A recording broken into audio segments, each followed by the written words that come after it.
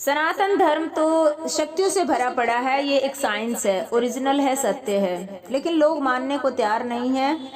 देखो, कई बार इंसान के हालात इतने खराब हो जाते हैं, लेकिन जिनके हालात खराब हो जाते हैं तो उनको पापी आत्माएं फिर दबाना शुरू कर देती, कंट्रोल करना शुरू कर देती है, उनकी पीठ तोड़ना शुरू कर देती है, उन्हें शर्मिंदा महसूस कराना शुरू कर देती है। ये हमारे आसपास आत्माएं होती है जो नफरत से भरी होती है, हमें दिखाई नहीं देती उनकी चालाकियां, लेकिन हमें महसूस होने लगती हैं, तब हमें होश आता है। लेकिन उससे पहले ही हमारे आसपास बहुत सी पापी आत्माएं होती है जो अहंकार से भरी होती हैं, और बहुत जल्दी हमारे हालातों को देखकर उनके अंदर नफरत और अहंकार उठने लगता है। तो ऐसे लोग हमें दबाने की कोशिश करेंगे, शर्मिंदगी महसूस कराने की कोशिश करेंगे। तो ये ऐसा शर्मिंदगी वाला जो एनर्जी फील्ड है, ये इतना गिरा हुआ है कि अगर इसमें इंसान फंस जाता है तो ये सुसाइडल भी हो जाता है, आत्महत्या तक कर बैठते हैं लोग, इतना ज़्यादा दुखी हो जाते हैं। उनमें फियर आ जाता है, अपैथी आ जाती है, और इनमें काफ़ी सारा गिल्ट आ जाता है, और जीने लायक नहीं रहते और फिर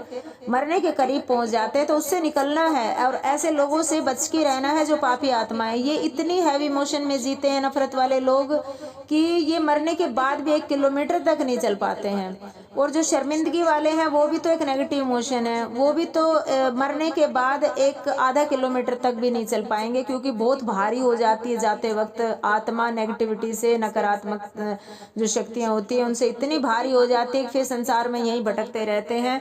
जो हमारे आदर्श और अवतार हुए, हमारे भगवान श्री राम हुए, वो सनातन को फॉलो करते थे, श्री कृष्ण हुए सनातन को फॉलो करते थे। जो साइंस है, जिसके अंदर एनर्जी है, वो जानते थे कि चेतना के स्तर को नहीं गिरने देना, चाहे कितना भी दुख आ गया, शारीरिक फिजिकल कितना भी भूखा मरना पड़ा, उन्हें कांटों पर चलना पड़ा, लेकिन अपने एनर्जी फील्ड को नहीं गिरने दिया। वो इस जोन में नहीं फंसे, फ्रस्ट्रेशन में नहीं फंसे, शर्मिंदगी वाले में नहीं फंसे। हालांकि राक्षस आके शर्मिंदगी महसूस कराना चाहते थे और कुछ कुछ करते थे राक्षस आके भगवानों के साथ, आदर्श और अवतारों के साथ, लेकिन वो उस गिरे हुए चेतना के स्तर में नहीं फंसे और अपने चेतना के स्तर को हमेशा ऊपर उठाए रखा। चाहे कितना फिजिकली उन्होंने कितना ही दुख झेला, लेकिन मटेरियल चीज़ों में नहीं फंसे। उन्होंने हमेशा प्रेम, करुणा, सहयोग का साथ दिया और उनको फॉलो किया, और हमेशा क्षमा भाव को लेकर के चले, सबर संतोष के साथ लेके चले, और डेस्पिरेशन लेवल बिल्कुल जीरो था, उनका कुछ नहीं चाहिए था उन्हें।